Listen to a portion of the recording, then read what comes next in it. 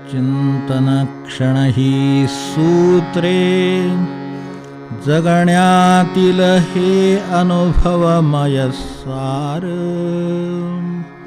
श्रवण करूयाता सूत्रांचा हा सुबोध विस्तार. आजचं वचन छोटं आहे, अर्थही शक्यतो थोडक्यात बघायचा प्रयत्न करू. इंद्रियांना स्थान असावं पण मान नको. कर्मेंद्रिय, ज्ञानेंद्रिय असे विषय इंद्रियांचे आपल्याला माहिती आहेत. सर्वात परिचित, अत्यंत जवळची अशी गोष्ट असल्यामुळं काही वेळेला त्याचाच विचार करायचा राहतो. आमंत्रण जसं घरातल्याला द्यायचं विसरतं, जवळच्याला द्यायचं विसरतं, असं काहीतरी होतं. असं अनुभवायला येतं. असं अत्यंत जी जवळची गोष्ट आहे तिचाच विचार करायचा राहतो आणि बाकी सगळा जगाचा, विश्वाचा वगैरे विचार होतो. ते होताना माझा स्वतःचाच विचार होत नाही आणि जिथे खरं मी थांबलो आहे, जिथे कुठे अडचण आहे ती बाजूला राहते. तर तसं होऊ नये म्हणून हे वचन समोर आहे, कारण त्याच्यावर आपला सगळा बाहेरचा व्यवहार अवलंबून आहे. तेव्हा पहिली गोष्ट एक लक्षात घेऊ की ज्या अर्थी इंद्रियांनी मिळूनच शरीर बनलेलं आहे त्या अर्थी त्यांना स्थान हे आहेच आहे आणि ते परमेश्वराने दिलेलं आहे. तुम्ही मी कोणी दिलेलं नाही. निसर्गानेच यंत्रणा सगळी निर्माण केली, परमेश्वरानेच सगळी निर्माण केली, त्यात त्यांनी इंद्रियांना स्थानं ठेवलेली आहेत. त्या अर्थी ते बरोबर असलं पाहिजे आणि गरजेचंही असलं पाहिजे. या दोन गोष्टी लक्षात ठेवून आपण बघायला सुरुवात करूया. शरीराच्या निर्मितीत जर इंद्रियांचं स्थान आहे तर स्थान असावं असं जे म्हटलं आहे त्याचा पहिला अर्थ आपल्या लक्षात येईल. असावं कारण भगवंताने दिलं आहे म्हणून असावं. आता प्रश्न आपला अडकलेला आहे तो पुढे आहे. तेव्हा स्थान आहे याचा अर्थ काय समजतो आपण? ते त्यांना जागा आहे, प्रत्येक इंद्रियाला आपापली स्पेस, जागा आहे, गरज आहे. ते त्याचा योग्य वापर करण्याची गरज आहे, योग्य उपयोग करण्याची गरज आहे. हे म्हणजे असणं म्हणजे स्थान असणं. नुसतं असणं म्हणजे नाही. डोळे आहेत पण त्याचा वापर केला आहे तर ते स्थान झालं आपल्या दृष्टीने. तर अशा तऱ्हेचं प्रत्येक इंद्रियाचं स्थान आणि उपयोग आहे. आता मानाचं काय तो घोटाळा आहे. तिथून पुढे आपल्या खरी चिंतनाला सुरुवात आहे ती तिथून आहे. ते मान आपल्याकडे नेहमीचा मान आहे तो आपल्याला माहिती आहे. आपल्याला काही अपेक्षा नसते पण जो कोणी दिल्याशिवाय आपलं चालत नाही त्याला आपण मान असं समजू. आणि काय व्याख्या करणार मानाची? सोपी व्याख्या करायची झाली तर इतपतच करता येईल. तेव्हा जो आपल्याला नाही असं आपण सांगतो, अपेक्षा नाही असं त्यापेक्षा सांगतो, आणि जो मात्र आतून द्यावा असं सारखं वाटत असतं, नाही दिला तर अस्वस्थता येते. काहींची व्यक्त होते, काहींची होत नाही, काहींची एखाद्या पद्धतीनं होते, एखाद्या पद्धतीनं होत नाही. असं तर इतरांपेक्षा वेगळी वागणूक हवी असं वाटणं म्हणजे मान. इतरांच्यापेक्षा वेगळी वागणूक हवी. आपल्याला माहिती असेल की कार्यक्रमात ते गुच्छ वगैरे देत असतात किंवा काय फेटे घालतात, काय कोण नमस्कार करतात. अगदी घरगुती कार्यक्रम असो, बाहेर सार्वजनिक असो, काही असो, तर ते गुच्छ वगैरे द्यायला लागले की बाजूला जो अनुभवी मनुष्य बसलेला असतो त्याला द्यायला गेलं चटकन तिकडे त्यांना आधी कारण नाही दिला गेलं तर घोटाळा होईल. नंतर त्यांना माहिती आहे काय ते तो अनुभवी माणूस आहे. तेच आपल्या घरामध्ये चालू असतं. घरात सुद्धा नमस्कार करायला कोणी आलं तर कोण करतात तिकडे आधी कर, म्हणजे पुन्हा उगाच त्यांचा गोंधळ नको त्यांचा. कारण पुढे मानातनं काय होणार आहे आपल्याला माहिती असतं. म्हणजे इतपत मान आपल्याला परिचित आहे, आपण अनुभवी आहोत. तर मान याचा अर्थ मग ते फेटे घालू देत, नमस्कार करू देत, फोटोसुद्धा घ्यायचे झाले तर त्यांच्या आधी घेऊन टाका, काय असेल ते असं. तेव्हा त्या विहीणबाई असल्या तरी चालतं, संचालक असले तरी चालतात, साहेब असले तरी चालतात, कोणी पदाधिकारी असले चालतात, प्रतिष्ठित चालतात, सगळ्यांना. आता याच आपल्याकडे पण मानाच्या बाबतीत जबाबदारी काही येते, ती पण आपल्याला माहिती आहे की त्यासाठी आपल्याकडे कमीपणा घ्यावा लागतो. दुसऱ्याला मान द्यायचं म्हणजे स्वाभाविकपणे आपल्याला कमीपणा घ्यावा लागतो. हे मानाचं देणं घेणं सांगितलं. उठून उभा राहतो, मनुष्य बाजूला होतो, शांत राहतो, ऐकून घेतो, सगळं जे काय असतं. तर ते मानातून निर्माण होणाऱ्या 1-2-3 गोष्टी आहेत. मानाला मुळात खरं कारण काय झालं आहे तर कर्तृत्व हे खरं कारण आहे, ते बरोबर आहे. कर्तृत्व हे खरं कारण, पण बाकी इतरही गोष्टीने श्रीमंतीने मान द्यावा लागतो, पदाने मान द्यावा लागतो, प्रतिष्ठेने मान द्यावा लागतो, श्रेष्ठत्व काही असलं तर मान द्यावा लागतो. तर ही सगळी मानाची आत्ताची आणि एक शेवटी सांगायचं राहिलं थोडंसं, ते सांगतो. अगदीच काही नसलं तर वय असलं तर मान द्यावा. आपल्याला ती कल्पना काही दाखवण्यासारखं नाही राहिलं म्हणजे जे दाखवतात वादात वगैरे घरात किंवा कुठेही, तुझ्यापेक्षा जास्त 4 पावसाळे बघितले तसं मी ओळखाव की आणखीन काही पलीकडे या पलीकडे पाहिलं नाही आहे सांगण्यासारखं. पावसाळेच बघितले नसते आपलं काहीच नाही, तो आकाशातनं पडतून निघून जातो समुद्राला. पण असं म्हणावं लागतं, तिथे मान सूक्ष्म आहे, त्यामुळे तो तिथे लगेच लक्षात येतो काय आहे त्याचं ते. आता आपण हेच सगळं इंद्रियांच्या बाबतीत बघू. एवढं आपल्याला असं इंद्रियांच्या बाबतीत लावून दाखवता येतं का?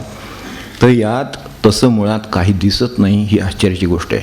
परमेश्वराने इंद्रिय दिली, त्यांना स्थान दिलं, ते परमेश्वरीच आहे आणि त्याचं वैशिष्ट्य आहे की ती परमेश्वरी आहे, म्हणून त्यातल्या कुठल्याही इंद्रियाला खरं तर मानाची काही अपेक्षा नाही. डोळ्यांनी मान द्यावा असं डोळ्यांनी म्हटलं, कानाने म्हटलं असं कुठे आपल्याला आठवतं आहे का बघा? जिभेने म्हटलं, नाकाने म्हटलं असं कुठे ह्या इंद्रियांनी काही म्हटलं आहे का कधी काही स्वतःच? त्यांना स्वतःला मानाची अपेक्षा नाही. पण हे होतं काय, आपल्याला व्यवहारात जास्त लक्षात येतं पटकन. म्हणून लग्न कार्य असलं समजा, ठराव वगैरे असतात किंवा अशी काहीतरी बोलणी बिळणी असतात, असं काय असतं आपापल्या पद्धतीनं काय असेल ते. तर ते जे काय असतं ते आई वडील मुलगा म्हणजे मूळ जी माणसं असतील किंवा मुलगी काय असेल ते मुलाकडेच जास्त म्हणा अजूनही, तर तसं जे काय असेल तर त्यात ती सांगतात आमची काही अपेक्षा नाही. हे अगदी असं चांगलं मोठ्या मोठ्याने वगैरे सगळं होतं व्यवस्थित. पण बाजूला ते आत्या नंतर कोणीतरी मामा काका वगैरे असं कोणीतरी असतं, कोणीतरी बाजूला असतं. ते म्हणतात हे सगळं ठीक आहे, चांगलपणा आहे, पण शेवटी रीतीप्रमाणे काय असेल ते होऊ द्या. काय फसवं वाक्य असतं हे बघितलं मी. खूप लग्नांचे ठराव वगैरे अटेंड केलेत, त्यामुळे सांगतो आपल्याला की काय आणि आमच्या वाट्याला आलं ते तसं बऱ्याच ठिकाणी जायचं. तर तिथे मी बघितलं हे फसवं वाक्य फक्त एक टाकलं सुरुवातीला. काय आपली अपेक्षा काही नाही, पण काय रीतीप्रमाणे. आता रीतीप्रमाणे शब्दच असा आहे मुळामध्ये, काहीही त्याच्यात बसेल. हे जे आत्ता चालू आहे तिथून तो मनुष्याला लोटांगण घालण्यापासून तो परत तो घेऊन जाईपर्यंत, मुलगी लोटांगण घालेपर्यंत काय वाटेल ते त्याच्यात बसू शकेल, असा हा रीतीप्रमाण शब्द मोठा विलक्षण आहे. तेव्हा त्यामुळे माणसांचं म्हणणं काही नाही आहे आणि कदाचित खरं प्रामाणिकसुद्धा असेल. त्यांना खरोखरच असं मनाने वाटतं की खरोखर नको काय असं वाटतं. अशी असतात माणसं की आई वडील मुलगा म्हणा नको म्हणा काय असं म्हणतात, पण हे बाजूचे असतात ना, ते नाही बसू देत. तसं जे आपल्याला असं कुठं होतं का वगैरे करून सोडून ते काहीतरी होतं. ते काय होतं आपल्याला माहिती आहे, अनुभवाला आलेली गोष्ट आहे. तसं आपल्याला जे म्हणजे आता थोडं बाजूला जाऊन सांगतो वाटलं तर आणखीन, की आमचा मुलगा तसा नाही हो, पण ते हळू आवाजात म्हणतात. ती आल्यापासून घरात ते सगळं असं काय ते कारस्थान झालेलं आहे. आम्हाला काय त्यांची बोलणी होतं काय कळत नाही, म्हणते काहीतरी असं होतंय खरं एवढं खरं. तेव्हा ते जे कारस्थान असं वाटतं, काही नाही माणसंच असतात काय करून करणार आहेत, पण असं पण ते शेवटी काहीतरी असतं. तर तसं एक कारस्थानी इंद्रिय आपल्याकडे दिले, त्याला मन म्हणतात. मनःष्ठान इंद्रिय तसं आहे ते. काय इंद्रिय दिले माणसाला काय अजिबात काय कळत नाही. 6वं इंद्रिय म्हणलेलं आहे त्याला. इंद्रियांच्या भाषेत मध्ये 11वं मोजा वाटलं तर काय फरक पडत नाही. तेव्हा 11वं काय आणि 6वं काय, शेवटी मनःष्ठान 6वं आहे ते. तर ते 6वं जे 5 इंद्रियांचं काही म्हणणं नाही आहे. डोळ्यांची काय तक्रार नाही, यांचं काही नाही, कोणाचं काही नाही. तर ते जे कारस्थानी जसं असं वाटतं आणि म्हणतात, त्या कॉमेंट्स म्हणतात, तर तसं तिचं काहीतरी हे डोकं कारस्थान आहे असं वाटतं. तसं हे एक कारस्थानी इंद्रिय आपल्या वाटेला आलेलं आहे, त्याला मन म्हणायचं. तेव्हा त्याचा ॲपिअरन्स खरं सांगायचं ना तर त्याला ॲपिअरन्स नाहीच आहे खरं सांगायचं. कुठे आहे ते? एक डोळे दाखवता तरी येत, कान दाखवता तरी येत, काय ठीक आहे जीभ दाखवता येते, काहीतरी करता. ह्यातली सगळी इंद्रिय अशी परमेश्वरानं दृश्य स्वरूपात ठेवली आहेत की व्यवस्थित, आणि त्याचं कोणाचं काही म्हणणं नाही आहे. आईवडील मुलगा दिसावेत आणि त्यांना काही अपेक्षा नसावी तसंही आहे. ते निदान आत्या काका मामा कोणी खो घातला ते तरी कळतं निदान, म्हणजे लक्षात येतंच साधारण. पण ह्या बैठकीत कोणी केलं हेच कळत नाही. जे ते मन, ते जे बैठकीत गेस्ट अपिअरन्स करणारं जे आहे ना त्याला मन म्हणायचं. तो गेस्ट अपिअरन्स असतो, म्हणजे तो मध्येच एकदम येऊन तो पाहुणा काम करून जावा तसं ते मन काम करतं. तेव्हा मी त्याला गेस्ट अपिअरन्स म्हणण्यापेक्षा घोस्ट अपिअरन्स म्हणतो. काय माणसं खूप सरळ असतात हो, पण मनाचा घोटाळा असतो सगळा, आणि त्यामुळं मग पुढचे सगळे घोटाळे ते सगळ्यांना करायला लावतं इंद्रियांना सुद्धा, असं आहे. तर त्यामुळे ते 6वं इंद्रिय ही गोष्ट खरी, कारण तो ड्रायव्हिंग फोर्स आहे. मनाने डोळे उघडायचे ठरवले तर उघडतात, मिटायचे ठरवले तर मिटतात. वास्तविक मनाचा काय संबंध याच्यामध्ये त्याचा विचार केला तर, पण आहे. क्रिया करणारं कार्यकारी मंडळ आहे, ठीक आहे, आपलं मेंदू वगैरे आहे, ठीक आहे, पण त्याच्यामागे अजून एक ड्रायव्हिंग फोर्स आहे. जसं ते आड राहून काय ते करून घेतात वगैरे तसं काहीतरी असतं प्रपंचामध्ये कोणी कोणी, तर तसं हे ड्रायव्हिंग फोर्स आहे, तो मागं राहून काम करीत असतो. तर आपल्याला कळत नाही हे डोळे का मिटलेले आहेत किंवा हे का डोकं ठेवले, काय केले, काय जे असेल, जे केलेलं असेल ते. तर त्या सगळ्याकडे जो मागे प्रवर्तक कोणीतरी आहे ते मन आहे, ते 6वं इंद्रिय आहे. तेव्हा वास्तविक सरळ व्यवहार कसा आहे बघा, म्हणजे अगदी साधा इंद्रियांचा साधा स्थान का आहे तर व्यवहार आहे. जिभेवर वस्तू ठेवली तर जीभ ती पारखतं, संवेदना मेंदूपर्यंत पोचतात. पोचल्यानंतर मेंदू त्याचं काम करतो, ॲनालाइज करतो हे काय आहे. तो सांगतो की हे गोड आहे, हे तिखट आहे, हे गरम आहे, काय जे असेल ते सांगतो. इथून पुढे खरं म्हणजे विषय संपला, पुढे योजना सूचना येऊन पोचलेली आहे, हे संपलं. पोटाची गरज असेल, वस्तू योग्य असेल तर पुढे खाली जाईल. तसं नाही, हे छान आहे, अजून असलं तर बरं होईल, ही ते जे गोष्ट अपिअर नाही ते सुरू झालं त्याचं काम. तर त्याचं काम सुरू होतं. मग पुन्हा पुन्हा आईस्क्रीमचा राऊंड घ्यावा लागतो साध्या भाषेत. एक खाऊन झालं असतं पण मन म्हणतं, 2 खाऊन झाल्यावर मन म्हणतं 3रं खाऊया, मग म्हणतं 4थं खाऊया. आणि इतकं करून पुन्हा तो खाऊन पुन्हा येताना फॅमिली पॅक घेऊन येतो ते मन. ते त्याच्यावर संतुष्ट नाही, ते म्हणतं की ते घरी घेऊन जाऊया. कारण शेवटी असं आहे, हे लहान मुलांचं समजू शकतो, पण मोठ्या मोठ्यांना हे घायला आणणारं मन आहे. त्याचा फार संघर्ष तिकडे संन्याशांच्यापर्यंत सर्वांचं सुरू आहे. तर त्याचा ॲपिरन्स हा असा आहे. तर ते जे काम करत आहे ते घरी जे पॅक आणायला लावतं ते वास्तविक खरं सांगायचं ठीक आहे. अगदी आता उन्हाळ्याचे दिवस चालले, अगदी गारठा आहे, गारवा आहे, काय बाहेर थंडी पडली, काय असेल ते गरम गरम वडापाव बिवा खाल्लेले आहे कोणीतरी, मग काय बंडू खंडू कोण असेल ते चाय बे गरम चाय वगैरे मस्त छान, कोणाचं असेल ते आपल्याला काय माहिती नाही, पण ते जे काय असेल ते वर गरम चाय वगैरे ते छान झालेलं आहे सगळं. पण परत जाऊया, पुन्हा जाऊया, घरी घेऊन जाऊया, हे इतकं मन कितकं काम करतं त्याच्यात. असे त्याचा काय संबंध नाही, पोटाचा आणि त्या इंद्रियाचा सरळ संबंध ठेवलेला आहे. म्हणजे ते पूर्ण झालं की संदेश आला की थांबलं खाणं खरं म्हणजे. पण तसं ते होत नाही. ते थांबल्यानंतर जे खातं ना ते मन, आणि गरजेचं पोट थांबल्यानंतर बरं खरं पोटाने थांबवलेलं आहे खाण्याचं आता काम, त्याच्यानंतर जे खायला लावतं ते मान. तर त्याचं आपल्याला स्वरूप कळावं म्हणून एक थोडक्यात फक्त हे सांगितलं. आता हे मानाचा संबंध काय आहे खरं म्हणजे. मन मान तसे खूप जवळचे शब्द वाटतात. एका कानाने घोटाळा झालेला आहे सगळा. मन असते त्याला एक काना दिलामध्ये म्हणाला की हा मान झाला. हे कानाचा घोटाळा आहे खरं म्हणजे साध्या भाषेमध्ये आपल्या, की हा एक काना जास्त लागला म्हणून हा घोटाळा आहे, नाहीतर खरं त्याचा घोटाळा नाही आहे. तो मानावर जातो आणि मग त्याला रंजनाचं स्वरूप येतं, मग भोगाचं स्वरूप येतं. भुकेसाठी मनुष्य करतो ना त्याला भोगाचं स्वरूप येत नाही. म्हणून उदरवर्णन हे जाणे ते यज्ञकर्म. यज्ञकर्म का असे यज्ञकर्म सर्वात पवित्र गोष्ट आहे ना, चांगली गोष्ट आहे. आणि सृष्टीमध्ये यज्ञच चालू आहे. यज्ञ संस्कृती म्हणून बाजूला ठेवा, क्षणभर यज्ञ म्हणून विचार करा क्षणभर, तर ते बरोबर आहे असं लक्षात येईल. सृष्टीत यज्ञच चालू आहे. आत्ता केवढा तीव्र यज्ञ चालू आहे म्हणून पाऊस पडणार ना पुढे, असं नाही का, यज्ञ चालूच आहेत. तेव्हा हे सगळं चक्र आहे, त्या जशी सृष्टीचं चक्र चालू आहे तसंच हे पण चालू आहे आणि ते बरोबर आहे. त्यामुळे ते यज्ञ होतो, पण तो त्या प्रमाणातच होतो म्हणून ते होतं सगळं, पुढचं चक्र सुरू राहायला. पण हे तसं करीत नाही. हे आपल्याला त्यातून भोगाकडे नेतं, त्यातून रंजनाकडे नेतं. म्हणजे कशा सगळी इंद्रिय आहेत ना, त्यामुळे प्रत्येक इंद्रियाच्या बाबतीत त्याचं लागू होतं. तर तसंच जे रेंगाळतं मागे ते मन. खाऊन मोकळी होती ती जीभ, तिचं काम झालेलं आहे, तिच्याकडे काही नाही. पण रेंगाळतं ते मन, ती चव जी रेंगाळते मागे, अजून ते विसरलो नाही वगैरे. आपल्याला आठवतं की कधीचा तरी आमरस, कधीचं तरी काय, कुठलं कोणाच्या काय लक्षात राहील काय सांगता येत नसते, पण ते असं काहीतरी लक्षात असतं. आता सीझन लागला म्हणून मी आमरस म्हटलं, बाकी काही नाही. अशा बरेच वस्तू आहेत आठवून बघितलं सहज. झोप बीप लागत नसली म्हणजे आठवावं, बरा वेळ लागतो. तर असे रेंगाळतात, ते जे भोग आहेत ते रेंगाळतात, आणि ते जे रेंगाळतात त्याला रंजनाचं स्वरूप येतं, भोगांचं स्वरूप येतं, रेंगाळण्याचं स्वरूप येतं, चवीचं स्वरूप येतं. आणि मनुष्याला गुलाम करतं ते मन, ते गुलाम करतं. आणि मनुष्य छानदिष्ट होतो त्याने. मनाचं काय कार्य आहे बघा, की हळूहळू ते किती खोलात चाललेलं आहे बघा, की ते तिथून त्याला छानदिष्ट करतात. त्याचा मनुष्याला छंद वाटतो. जी गोष्ट त्याच्या गरजेची आहे ती छंदाची, किंवा छंद म्हणजे वाईट अर्थाने म्हणतो मी, चांगल्या अर्थाने म्हणत नाही, वाईट अर्थाने म्हणतो, की मनुष्य छानदिष्ट होतो. आणि यातच पुढे तो व्यसनी होतो. व्यसनी होतो म्हणजे मनाचा कारभार तीव्र झाला, कारस्थान तीव्र झालं की मनुष्य व्यसनाकडे जातो. तेव्हा ते तीव्र कारभाराचं लक्षण आहे मनाच्या. आपण विसावत आहोत आणि कुणीतरी आपलं घर लुटून न्यावं, तसं मन सगळं लुटून द्यायला बघतं. आणि मग मनुष्य शेवटी हात कछु नाही आयो, ते जे आहे ना कबीरांचं तसं आहे. शेवटी काही हाताशी आलं नाही असं माणसाला वाटतं. शेवटी त्याचं कारण मनाकडून मनुष्य नागवला जातो. साध्या भाषेमध्ये सांगायचं तर मन नागवतो माणसाला, अक्षरशः काही शिल्लक ठेवत नाही त्याच्याकडे, आणि सगळं ह्या भोगात आणि रंजनापाठी निघून जातं. तर हे लक्षात ठेवणं खूप, म्हणजे आता कोणाला काय म्हणायचं नाही, पण एक सर्वसाधारण उदाहरणं म्हणून सांगतो ही, की खूप वृद्ध माणसंच कोडी सोडवत बसले असतं. म्हणजे आता ठीक आहे, मी आता तिथे काय वेळ घालवणार म्हणा, पण कोणी असे शब्दाची कोडी सोडवत असतं, किती तासनतास ते चाललेलं असतं कार्यक्रम.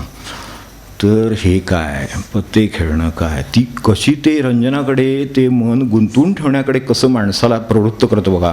वास्तविक जगामध्ये इतक्या चांगल्या गोष्टी करण्यासारख्या पडलेल्या आहेत.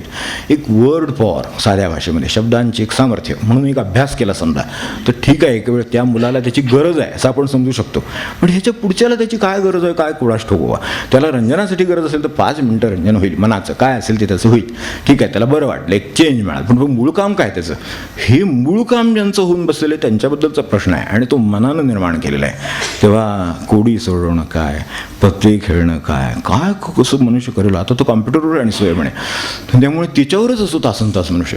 म्हणजे पण हे लक्षात येत नाही की वास्तविक त्या कॉम्प्युटरनं आधीच कंपल्सरी आपल्या डोक्यावर स्थान ठेवलेलं आहे.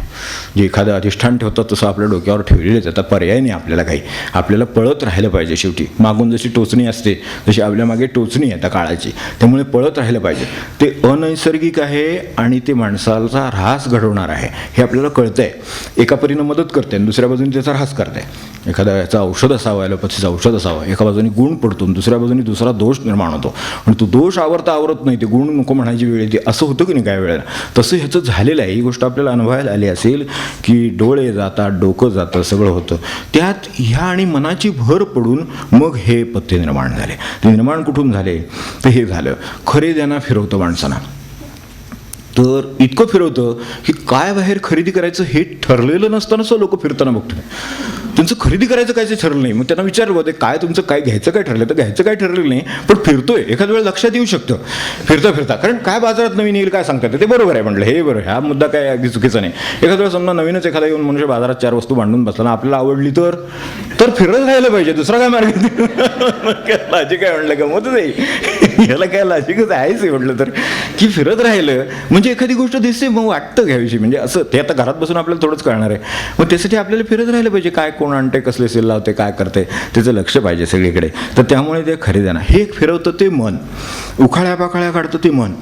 हे सगळे मनाचे खेळ आहेत, मार्ग आहेत त्याचे ते. तर ते त्याला मान दिला की हे सगळं मिळून आत्ता जे वाचलं हे वेळेचा आपल्याला सदुपयोग लक्षात न आल्याची जाहीर कबुली आहे. साधं आपण लक्षात ठेवायला हरकत नाही की वेळेचा सदुपयोग आपल्या लक्षात आला नाही म्हणतो, चूक नाही म्हणत मी कोणाची, काही लक्षात आलं नाही आहे. समजा एखादी गोष्टच माझ्यासमोर आली नाही तर मी काय करावं त्याला. समजा मला कळलंच नाही की ज्ञानेश्वरी वाचली तर आयुष्यात उद्धरून जाईल, हे त्याला कळलंच नाही. समजा उद्धरून जाणं म्हणजे काय हे कळलं नाही, ज्ञानेश्वरी म्हणजे काय कळलं नाही, त्याचा संबंध कधी आला नाही, मान्य. कधी कोणी घरात वाचताना बघितली नाही, मान्य, हे कबूल आहे की त्याला ते कळलं नाही, हा दोष नाही. पण परिस्थिती आहे ना, दोष नसलं म्हणून काय झालं. तर त्याच्यात त्याचं आयुष्य तर तो वेळ तर जाणार रोजचा. ह्याला काय करणार, ह्याला वेळ गेलेला वेळ तर काय तुम्हाला कळत नाही म्हणून मागे आणता येतो का, अगेली कळत नाही म्हणून हात लागला तर भाजायचं राहतं का, की मला काय माहिती नव्हतं म्हणून सोडून देते का तुम्हाला, नाही सोडून देते. ती म्हणते तुला माहीत नाही, हा माझा दोष नाही, माझा हा गुणधर्म आहे. तसं काळ आपला गुणधर्म रोज दाखवतोय. तर आता माझ्या लक्षात आलं नाही त्याला मी काय करावं, नुकसान बघावं, दुसरं काही नाही. तसं ते डोळ्याचं नुकसान होईल, कशाचं हे होईल. तर अशा तऱ्हेनं हे मनाचं काम चालू आहे. त्यांनी खरं म्हणजे आपल्याला हे कामाला लावलं की जाऊन येऊ, हिंडून येऊ, अमुक करू तमुक करू वगैरे वगैरे. तेव्हा हे सगळं काय आहे आपल्या जर लक्षात आलं समजा तर आपण हे बदलू शकतो की नाही, की ठीक आहे 2 तास काय पत्ते खेळतो, 2 तास काय खरेदी काय नसताना कारण नसताना हिंडले समजा, तर 2 तासात माझं किती वाचून होईल, एक अध्याय नक्की होईल. ज्ञानेश्वर महाराज तिथून का होईना पण एक शब्द आमच्याबद्दल चांगला उद्गारला त्यांनी तरी कल्याण होईल आपलं. एवढी ज्याला कल्पना आलेली आहे तो कशाला हेल्प पडेल मला सांगा. आपोआप निवृत्त होतो मनुष्य. म्हणजे ज्या अनावश्यक गोष्टी आहेत त्यातून निवृत्त करण्याचं कामसुद्धा आपल्याला हे कळलं तर करता येणं शक्य आहे. तेव्हा स्थान असावं पण मान देऊ नये त्याला. हा मान दिल्याचं लक्षण आहे. हिंडतो म्हणजे डोळ्याचं काम झालं. आता मी जी सांगितली ह्या सगळ्या कामांना आपण इंद्रिय लावून बघा म्हणजे लक्षात येईल की ती त्याच्या ताब्यात गेली मनाच्या म्हणजे काय असतं. तर ती मनाच्या ताब्यात गेली की ती हिंडायला आणं. ते म्हणणार एवढं बघितलं हे नाही समाधान झालं नाही. लोक ते जगभर हिंडत असतात ते आणि शेवटी त्यांचे तरी 4 देश राहतातच शेवटी. काय करणार तर इतकं जग पडले आणि शेवटी ते अंटार्क्टिकावरती काय ते राहतच पुन्हा, म्हणजे ते काय आपल्या ताब्यात नाही, पण निदान ते काय उत्तर ध्रुव काय दक्षिण ध्रुव वगैरे ते पुन्हा राहतच, म्हणजे इतकं हिंडून हिंडून शेवटी पुन्हा काय ते राहिलं म्हणूनच जायचं. त्यापेक्षा आपल्याला गरज आहे तेवढं बघितलं, काय गरज आहे आपल्याला तर ते अवश्य बघावं, तर ते काय शक्य आहे ते अवश्य बघावं. पण उरलेलं करणं म्हणजे मनाच्या ताब्यात जाण्यासारखं आहे.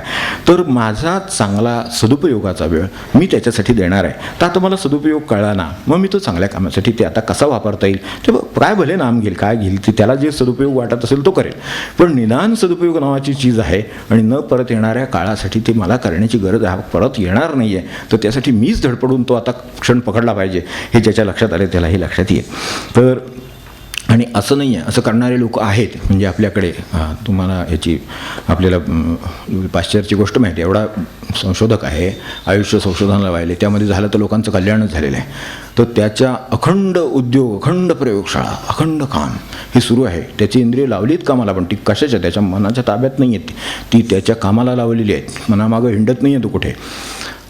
जावे मनापलीकडे तरीचं आत्मज्ञान रोकडे, ते वाटेत आहे. त्यामुळे ते हे उलट आहे. हे लोक कामाला लागलेले आहेत, त्यांनी ते सगळे इंद्रिय कामाला लावली आहेत आणि ती काही संशोधनाला लावली आहेत, काही तत्त्व सापडले तर ते जगाला उपयोगी पडणार आहे. आज आपण अनेक तत्त्वांचा आणि औषधांचा उपयोग करून घेतो अशी मंडळी आहेत. तर त्यांनी जे काम केलेलं आहे त्याच्या लग्नाच्या दिवशी सुद्धा मुहूर्ताची वेळ झाली तेव्हा त्याला बोलवून आणला होता लग्नाला असं म्हणतात. इतक्या टोकापर्यंत हे चांगल्या तऱ्हेनं वापरण्यात येणं शक्य आहे. इतकं करण्याची गरज नाही आहे, तर घोटाळा कुठेतरी. पण आपलं मी उदाहरण म्हणून सांगितलं एवढं, बाकी काही. तर त्याला विचारलं होतं हा कष्टाचा अतिरेक होतो का, तो त्यांनी त्याच्यावर सांगितलं होतं कष्टाचा अतिरेक वगैरे तर काहीच नाही, पण हे सगळं राबण्यासाठी दिलेले शरीर आहे.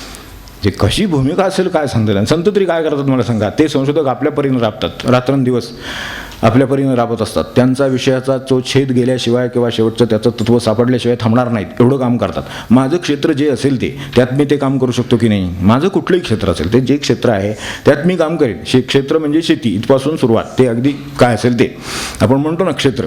क्षेत्र किती आर किती गुंठे ते क्षेत्रच म्हणतो आपण. तेव्हा हे क्षेत्र आहे आपल्याकडे आहे ना 13व्या अध्यायामध्ये. तर क्षेत्रज्ञ योगच आहे हा. तेव्हा क्षेत्रज्ञ म्हणजे आपण आपल्याला ज्ञाते आहोत आपण ह्याचे. असं जर असू तर हे क्षेत्र कशासाठी वापरायचं, तर ही इंद्रिय कशासाठी वापरायची, तर त्यांचं स्थान आहे त्यांना त्याप्रमाणे ती वापरायची. त्यांना मान देऊन न्यावं. त्यांना मान द्यायला गेलं की ती घोटाळा करणार आपल्याला माहिती आहे. आणि हे देणारं कोण आहे ते ओळखून असावं त्याच्यातलं. त्याला विचारलं होतं, ते सांगत होतो की ते त्याचा हे कामाचा अतिरेक नाही का म्हणून. तर तो म्हणाला मी अतिरेक सोडा, बिनकामाचा एक दिवस जरी मी काढला तरी मी देवाच्या दरबारात गुन्हा करतो साध्या भाषेमध्ये, असं मला वाटतं. माझ्याकडून गुन्हा घडतो असं मला वाटतं मी कामाशिवाय राहिलो तर. इतकं श्रमप्रतिष्ठा आहे.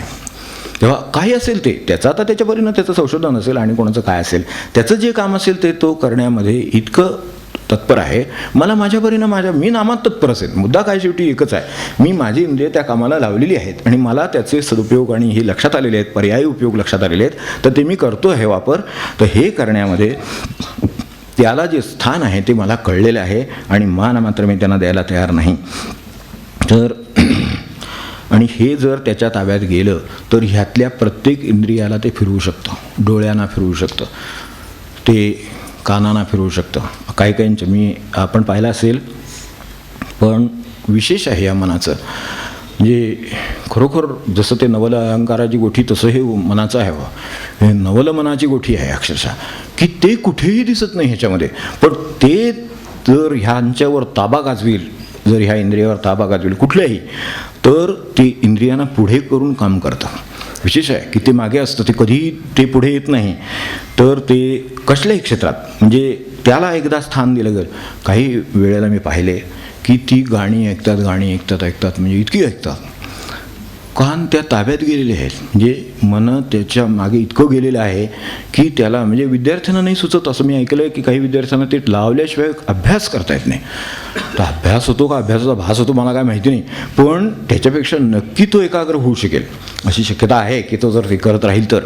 पण तो मन, ते जे कान आहेत ते मनाच्या ताब्यात आहेत. त्यामुळे ते म्हणतं हे ऐक, मग तुला काय करायचं ते कर, म्हणजे ते कर आधी, ते ऐक, मग ते टेप टेप टेप सारखं जे काय जे जे जे इंद्रिय ज्याचं त्याचं त्याच्या मागे ते जातं. आणि हा स्थान आणि मान याच्यातला फरक लोपल्याचं ते लक्षण असतं. स्थान आणि मान ह्याच्यामध्ये फरक आहे, तो लोपल्याचं ते लक्षण आहे की ह्याची गरज नाही, मला अभ्यास करायचा आहे ना, तर मला ह्याची गरज नाही, मला शांततेची गरज आहे. एक वेळ मी समजू शकतो, पण जिथे मला शांतता आहे तिथे मी अशांती का उडवून घ्यावी आणि मग मी पुन्हा कॉन्सन्ट्रेशन होत नाही म्हणा, ह्याला काय अर्थ नाही.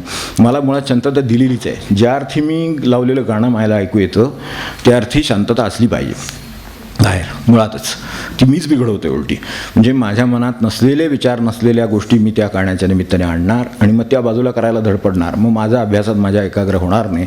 तर हे करायला हे असं पुढे पुढे हे अभ्यास वगैरे आहे तोपर्यंत ठीक आहे, पण पुढे सुद्धा हे परावलंबन माणसाच्या मागे लागतं. मग डोळ्यांच्या मागे लागेल की डोळे टी व्ही करत बसलेले असतात. बघा तुम्ही व्हिडिओ सारखं त्याला बघायची आवड आहे. फिरणं हे त्यासाठीच असतं. तर तशाच तऱ्हेचं हे फिरणं आहे. हे घरात बसून फिरणं म्हणजे टी व्ही, साध्या भाषेमध्ये घरात बसून ज्याला फिरावं असं वाटतं त्याचं ते टी व्ही आहे. तर आता हे जे फिरणं आहे हे डोळे त्याच्या मागे लागल्याचं लक्षण आहे. तर आपण लक्षात घ्यावं की डोळे मनाच्या ताब्यात गेले की हा घोटाळा निर्माण होणार. म्हणजे मान आला आता ह्या ऐकण्याला मान आला, ह्या जिभेच्या चवीला मान आला, किंवा त्या काय डोळ्यांच्या पाहण्याला मान आला, म्हणजे मनाला मान आला. खरं सांगायचं तर मुळात डोळ्याचं म्हणणं आहे का, काही नाही. कानाचं म्हणणं आहे का, काही नाही. त्यांनी काही म्हणलेलं नाही आहे की मला आणून गाणी ऐकवा, त्यांनी काही म्हणलेलं नाही आहे की मला टी व्ही दाखवा, त्यांनी काही म्हणलेलं नाही, तरी मी ते करणार. म्हणजे मनाच्या ताब्यात ते गेलेलं आहे आणि आता त्याला मान आलेला आहे. त्यामुळं ते बाजूचे जे कोणी म्हणतात तसं करावं लागतं कार्य, तशी परिस्थिती आहे. आपल्याला जीवनाचं कार्य तसं करायची वेळ येते, कारण त्याला मान आला. आता नुसतं स्थान राहिलेलं नाही आहे, त्यांना मान आहे. त्यामुळं मग जिभेला मान आलं की काय होतं आपण बघतो, खाखा होती. म्हणजे म्हातारपणची खाखा एक वेगळीच आहे, ती सोडून द्या. पण ज्या वेळेला एरवी सर्वसाधारण मनुष्य आहे त्याला सुद्धा खावं असं वाटत राहतं. हे काय आहे की हे मन त्याच्या मनाच्या ताब्यात ते इंद्रिय गेल्याचं लक्षण आहे. वास्तविक इंद्रियाचं म्हणणं काही नाही आहे, जिभेचं म्हणणं काही नाही. जिभेला फक्त संदेश आहे, भूक लागलेली आहे, तर ह्यानं ते पाठवा. आणि खरं जर सांगायचं ना तर जिभेला बरोबर वास्तविक ही इंद्रिय कशासाठी नेमलेलं आहे, जीव नेमली कशासाठी, भगवंताने एवढी व्यवस्था केली ती कशासाठी केली असेल की इतकी सेन्सिटिव्ह ठेवलेली आहे तिला की जरा जरी समजा गरम लागलं तर मला आश्चर्य वाटतं. म्हणजे भगवंताच्या कृपेचं आश्चर्य वाटतं, बाकी सोडा आपल्याला काय वाटतं मला माहीत नाही, पण मला एवढं वाटतं की जिभेला पोळतं पण ती पोटाला पोळून देत नाही. आपण वागतो का मला सांगा, आपण दुसऱ्याशी वागू का की जीभ पोळून घेते स्वतःला, तिथं तो पदार्थ थांबवेल. जर गरम असेल तर जीभ थांबते, पण पोटाचं किंवा याचं इंद्रियाला ह्याला नलिकेला नाही पे भाजून देत. इतकंच रक्षण आहे. म्हणजे इंद्रिय नेमली ती स्थान देऊन रक्षणार्थ नेमली, तिथंच परीक्षा झालेली आहे. ही जळजळीत आहे गोष्ट, आत पाठवू नका असं जर म्हणणं आहे. हे जिभेचं कार्य कोण ऐकतो, तिचं कार्य खरं काय आहे, काका हे तिचं कार्य नाही आहे खरं. म्हणजे हे मनाला लावलेलं कार्य आहे. म्हणजे किती फरक आहे, स्थान आणि मान आहे म्हणलं म्हणजे फरक किती पडला की तिचं खरं काम हे आहे, तर ते ती करायला तयार आहे, पण आपण तिच्या मागे हे लावलेलं आहे. जेव्हा चुकीचं खाल्लं जाऊ नये, एखादा पदार्थ आहे तो चुकीचा आहे, अति गरम आहे, अति गार आहे, काय आहे लगेच आपण बघितलं असेल अति गार आहे. आता हे सध्याचा सीझन आहे तर ते फ्रीजमधलं पाणी पितात, नंतर मग काय होतं आपल्याला माहिती आहे, त्याला सोसत नाही. सर्वसाधारणपणे कोणाला ते सोसत नाही खरं सांगायचं तर, आजार निर्माण करतात, कारण कृत्रिम आहे ते, नैसर्गिक नाही. माठाचं नैसर्गिक आहे एक वेळ, पण ते ह्याचं आहे, कृत्रिम आहे. त्यामुळं ते माणसावर परिणाम घडवतं. मग घसा बसतो, त्रास होतो, घसा सुचतो, त्रास होतो, हे सगळं आपल्याला माहिती आहे. पण तरी मन म्हणतं जाऊ दे, एवढं काय होणार आहे, थोडं प्यायला हरकत नाही. कधी सकाळी तर प्यालो होतो, आता 2 तास गेले, आणखीन एक घोटभर पाणी प्यालं तर काय होईल असं होतं. आणि ते त्याला मान मिळाल्यामुळं मग ते तयार होतं. अशा तऱ्हेनं माणसाचे, आणि ते जिव्हेला एकदा लागलं की लागलं, खाखा होते. म्हणजे खरोखर काही शेवटी दातसुद्धा खातात दुसऱ्यांच्यावर असं म्हणतात ना, तसं आहे. तर असो, तर पिझ्झा घाला, बर्गर घाला, काय त्याच्यात घालायचं, केचप घाला, जाम घाला, आंबे घाला, काय फणस घाला, काय सगळा आकाश आकार ओतला तरीसुद्धा सगळ्याचं भस्म, बाकी काही नाही. जे किती हे आहे जर त्याच्या ताब्यात जाईल, म्हणजे का असं होतं तर इतके रिसोर्सेस आपले वापरले जातात, पण आउटपुट काय मिळतो ते सांगा. आज आपल्याला भाषा आहे ना रिसोर्सेस आणि आउटपुटची. मला सांगा, मी जे इंद्रियांच्या ताब्यात जाऊन त्यांचा मान ठेवून जे मी करतो त्याच्यापोटी मला आउटपुट काय मिळतो, पोट बिघडतं माझं. त्याच्यावर औषधून पाणी दुसऱ्या दिवशी लंघन. मग कशाला मान द्या त्या इंद्रियाला, त्याच्या आधीच आपण सावध झालेलं बरं नाही का. इतकं सोपं. परमार्थ याच्या पलीकडे आणखीन काही नाही आहे की वेळेत सावध होणं हा परमार्थ. दुसरं काय असायचे, वेळेनंतर सावध होणं हा प्रपंच, म्हणून मग हात कशी नाही आयो. इतकं सोपं आहे खरं म्हणजे. तेव्हा हे व्हावं म्हणून हे आहे. तेव्हा हे तर खाईलच, अख्खं खाल खाल त्याचं भस्म करेल, अख्खा शाकाहार टाकला तरी इथे पुरलं नाही पुन्हा, आणि माणूस जीव जंतू आपल्यासारखे स्वतःसारखे जीव असलेले मारून खाईल, तर कलेजा खाईल, भेजा खाईल, भस्म करेल, त्याचं काय घालाल ते भस्म करेल, इतकी त्याची ताकद आहे. मनाच्या ताब्यात जर एकदा जीव गेलेली असली तर ती त्याचं भस्म केल्याशिवाय राहणार नाही. काय जे घालाल त्याचं भस्म करेल, आणि शेवटी स्वतःच्या हातात काय येईल, काहीच नाही. काही याच्यातलं आपल्याला उपयोगाला काही पडलेलं नाही, ते त्रासाला कारणीभूत झालेलं आहे. म्हणजे मनाच्या ताब्यात इंद्रिय गेलं की त्रासाला कारणीभूत आहे. मनाच्या ताब्याच्या बाहेर असलं की त्याचं त्याला स्थान आहे, त्याचं त्याला कामही आहे, आणि त्याचा उपयोगही आहे. कारण आपलं सगळे शरीर पोषण धारणा सगळे जे कार्य सुरू आहे ती कार्यशीलतेवर आहे. ती कार्यशीलता त्या इंद्रियांच्यावर अवलंबून आहे, त्यांची कामं त्यांनी व्यवस्थित करण्यावर अवलंबून आहे. हे आपल्या लक्षात आलं तर मग हे सगळं बरोबर होतं. तर असं थोडक्यात सांगतो, आणि शेवटी काही उपयोग लक्षात घेऊ. एक पहिली गोष्ट सर्वात महत्त्वाची या वाक्यात जी आली आहे ती, की एक इंद्रियांना स्थान आणि मान असे दोन प्रकार आहेत. एवढा आधी फरक ओळखा. सगळ्यात पहिला फरक तरी ओळखू की इंद्रियांना काही स्थान आहे, ते परमेश्वरानं ठेवलेलं आहे. ज्यावेळी त्यांनी ही सगळी यंत्रणा निर्माण केली त्याच वेळेला त्यांनी प्रत्येकाला आपापलं स्थान ठेवलेलं आहे. तर त्यामुळे त्याला स्थान जरूर आहे, पण त्याला मान परमेश्वरानं ठेवले नाही, तो मनाने निर्माण केलेला आहे. एवढा फरक लक्षात घेतला तरी चालेल. इंद्रिय नैसर्गिक आहेत, त्यांना कुठलीही मानाची अपेक्षा नाही. मना इतकी मानाची अपेक्षा कशालाही नाही, हे तितकंच. ते 6वं इंद्रिय पण 5 उणवी भरून काढतं, एवढं एकच आहे भक्कम, की माणसाला घायला आणेल एवढं त्याच्याकडे मानाची अपेक्षा आहे. यातल्या एकाही इंद्रियाला डोळे मान द्या म्हणत नाहीत, कान ऐकायला मान द्या म्हणत नाहीत स्वतःला. असं कोणी कोणालाही काही म्हणत नाही. त्यांचं कारभार व्यवस्थित चालू आहेत, फक्त आपल्या मनाच्यानं घोटाळा आहे. त्यामुळं इंद्रियांना नैसर्गिक असून ती व्यवस्थित असून त्यांना कुठलीही मानाची अपेक्षा नाही. मन कसं आहे हे माहीत नसून सुद्धा त्याला सर्वात जास्त अपेक्षा आहे. आणि या संवेदना आपलं संरक्षण करीत असतात त्यांना दिलेल्या स्थानामुळं. हे लक्षात ठेवू, ही जी प्रत्येक इंद्रियाला स्थान दिलेलं आहे ते आपल्या रक्षणार्थ आणि पोषणार्थ आहे. जेव्हा ते जर गेलं आणि जे मनाच्या ताब्यात गेलं तर तिसरं काय होतं, की मान दिला की चव, अपेक्षा, पैसा, वेळ सगळ्याचा व्यय होऊन त्याला अपव्ययच म्हणतात साध्या भाषेत. तर तो अपव्यय होईल जेव्हा हे त्यांच्या ताब्यात जाईल, मनाच्या ताब्यात जाईल तेव्हा मानात सगळा मनाचा कारभार आहे हे आपण ओळखावं आणि त्यालाच हाक मारावी मनाला. ती जी सुरुवातीला हाक मारली ना समर्थाने कळवळून, ती त्यासाठी मारली आहे. त्यांनी इकडचा काना पुसला आणि तिकडे ठेवला, मान्य म्हटलं मना, मग सज्जना, मग भक्ती म्हणते. मग पुढचं सगळं आहे.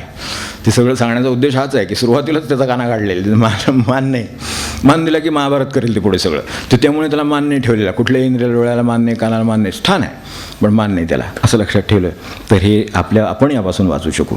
तेव्हा एकदा ते रेंगाळणं झालं आणि इंद्रिय मनाच्या ताब्यात गेली की ती गुंतवतात. पुढचा मुद्दा, ती गुंतवतात. माणसाचा प्रवास थांबतो, वेळी मागे येतो मनुष्य, आणि वेळ, पैसा, शक्ती, संबंध ह्या सगळ्या गोष्टींची अकारण हानी सुरू होते. कुठल्या व्यसनानं कोणाचं भलं झालं मला सांगा, ते ताब्यात गेल्याचं लक्षण आहे. तर त्यामुळे ते मनाच्या ताब्यात जेव्हा जातं त्यावेळेला पैसा, शक्ती, वेळ, संबंध सगळ्यांची अकारण हानी होते. अशी सकारण हानी झाली आहे, काही कारण झालं, आपल्या हातात नाही, बाहेर आहे कारण, तसं गोष्ट वेगळी आहे, हे आत कारण आहे. 5वी गोष्ट लक्षात ठेवायला हरकत नाही पुढची, की आयुष्य मोलाचं आहे आणि अत्यंत मर्यादित आहे. त्यामुळं जर त्याचं सार्थक करायचं असेल तर त्याच इंद्रियांच्या साह्याने आपण त्याचं सार्थक करू शकतो. इंद्रियांच्या साह्यानेच सार्थक करणार. ज्या इंद्रियांच्या साह्याने मी नागवला जातो, माझे सगळं लुटालूट होती, माझा पैसा, शक्ती, संबंध, वेळ सगळ्यावर परिणाम होतो, त्याच गोष्टींच्या साह्याने मी तेच मन वापरून मी माझा प्रवास बरोबर योग्य ठिकाणी जाऊन माझं ध्येय गाठवू शकतो. उदाहरण घ्या वाटलं तर, जीभ आहे. जीभ काय करेल, सात्विक मित यज्ञकर्म कर. यज्ञकर्मापलीकडे जिभेला काम नाही, ते तिचं काम करायला तयार आहे, तिला ती करू देत. ते यज्ञकर्म असल्यामुळे भक्तीच आहे, एक प्रकारची सृष्टीची भक्ती आहे. सृष्टीची व्यक्तिगत भक्ती म्हणजे जीभ, असं लक्षात ठेवा. ती सृष्टीची व्यक्तिगत भक्ती आहे, ती बाहेर चालू आहे, ती मोठी. ती आत्ता सगळ्या सृष्टीमध्ये आत्ता मोठा यज्ञ सुरू आहे, उन्हाळा म्हणजे मोठा यज्ञ आहे. तर त्याच्यामध्ये सगळं तापलं जातं आहे, पुन्हा आपल्यालाच ते चांगल्या संजीवन पाण्याच्या रूपाने आपल्याला मिळणार आहे. तर त्यामुळे ह्या मोठ्या यज्ञात सहभागी होतोच मनुष्य, पण त्याच्याबरोबर हे व्यक्तिगत काम आहे. हेच कानांचं आहे, त्यांनीच श्रवणभक्ती होणार. कळलं कशावरून, कोणातरी ऐकलं म्हणूनच कळलं, कुठेतरी वाचलं म्हणूनच कळलं. तर डोळ्यांना दर्शनभक्ती करू द्यात, वाचनभक्ती करू द्यात, कानांना श्रवणभक्ती करू द्यात, त्यातून त्यांना आकलन होईल की पुढचा मार्ग त्यांना दिसेल. महाराज काय म्हणाले असते, संत काय म्हणाले असते, सत्पुरुष काय म्हणाले असते ह्या प्रसंगात, असं लक्षात आलं तरी सुद्धा पुढचं काम होईल. तर अशा तऱ्हेनं मनाला शरीराच्या ह्याच्यात लाडात गुंतवण्याऐवजी शाश्वतात ते गुंतलं तर ते वळण इंद्रिय. आश्चर्य आहे की जे मन त्या इंद्रियांना ताब्यात ठेवतं ती इंद्रिय जर भगवंताकडे लागली गेलेली असतील. महाराजांचा अभंग आहे, तुझे रूप सदोदित सर्व माझे हृदय. आता ते जे आहे ना ते इंद्रियांनी मनाला वळण लावल्याचा प्रकार आहे, उलटं आहे. तर हा प्रवास असा करता येणं पण शक्य आहे. फक्त थोडं आपल्याला कल्पना आली की हाच प्रवास अशा तऱ्हेनं सुद्धा होऊ शकतो आणि तीच वळण इंद्रिय त्या मनाला देऊ शकतात आणि तिकडे त्याला नेऊ शकतात. तर हे आपल्याला शक्य आहे.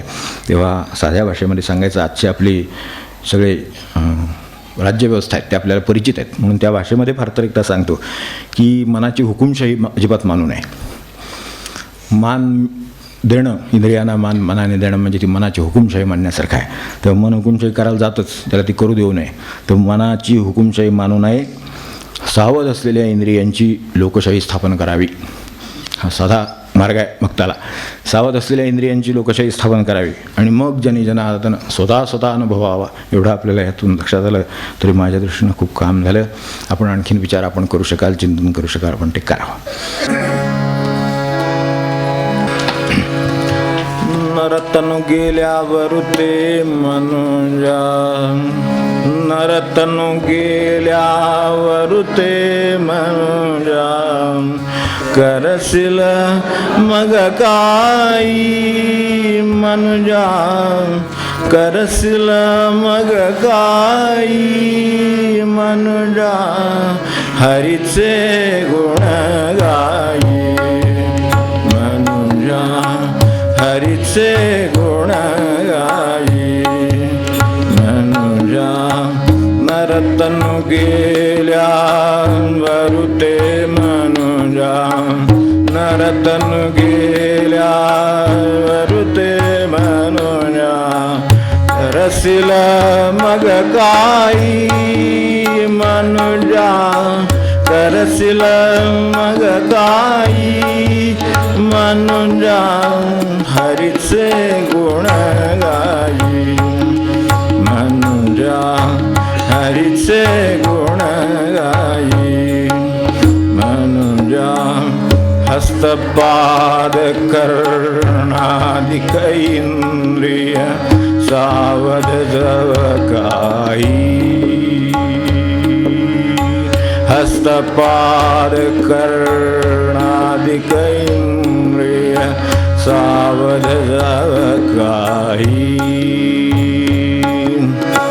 तव वरी भगवत प्रसाद सत्वरी, तव वरी भगवत प्रसाद सत्वरी, संपादून घेई मनुजा, संपादून घेई मनुजा, हरीचे गुण गाई मनुजा, हरीचे गुण गाई मनुजा. वाणीचा व्यापार निरंतर सारा हा विषयी, वाणीचा व्यापार निरंतर सारा हा विषयी.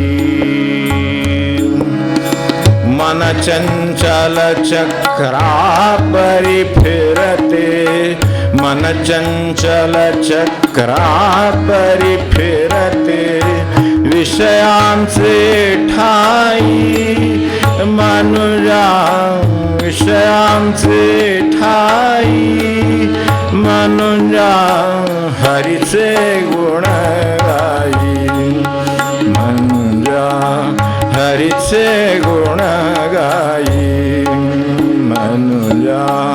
श्री हरि प्राप्ती साठी शरण संता ते गाई, श्री हरि प्राप्ती साठी शरण संता ते गाई. निरंजन पद अविनाशी मग, निरंजन पद अविनाशी मग, पावसी लवलाई मनुजा पावसी लवलाही मनुजा हरीचे गुण गाई हरीचे गुण गाई मनुजा नरतनु गेल्या वरुते मनुजा नरतनु गेल्या वरुते मनुजा करसिल मग काई मनुजा करसिल मग काई मनुजा हरीचे गुण गाई मनुजा हरीचे गुण गाई मनुजा हरीचे गुण गाई जानकी जीवन स्मरण जय जय राम